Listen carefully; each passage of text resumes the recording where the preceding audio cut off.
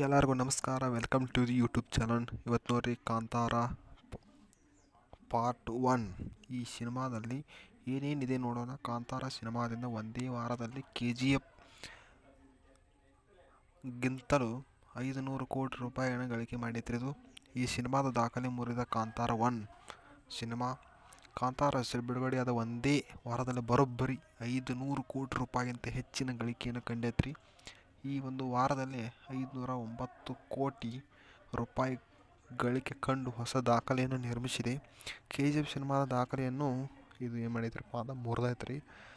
ಆಮ್ಯಾಗ ಕಾಂತಾರ ಸಿನಿಮಾದಿಂದ ಪಾರ್ಟ್ 1 ಏನೈತಿಲ್ಲ, ಅದು 509 ಕೋಟಿ ರೂಪಾಯಿ ಗಳಿಕೆ ಆಗೈತ್ರಿ.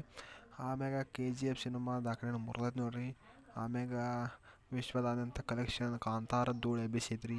ಇಂದಿಗೂ ದೇಶಾದ್ಯಂತ ಕಾಂತಾರ ಹೌಸ್ಫುಲ್ ಪ್ರದರ್ಶನ ಕಾಣತೈತೆ ನೋಡ್ರಿ. ಪ್ರೇಕ್ಷಕರಿಗೆ ಸಿನಿಮಾ ನೋಡಲು ಥಿಯೇಟ್ರ್ಗಳಿಗೆ ಟಿಕೆಟ್ಗಳು ಸಿಗ್ತಾ ಇಲ್ಲ ನೋಡ್ರಿ. ಮತ್ತು ಇಲ್ಲಿ ನೋಡ್ರಿ, ಸಿನಿಮಾದ ದಾಖಲೆಯನ್ನು ಮುರಿದೈತ್ರಿ ಕಾಂತಾರ. ಆಮ್ಯಾಗ ತಮಿಳು ಕಮಲ್ ಹಾಸನ್ ಅವರ ತ್ರಿವಿಕ್ರಮ ಸಿನಿಮಾ, ಹಿಂದಿ ಸಿನಿಮಾ ಬೂಲಯ್ಯ ಸಿನಿಮಾ ದಾಖಲೆಯನ್ನು ಕಾಂತಾರ 1 ಮುರಿದೈತ್ರಿ.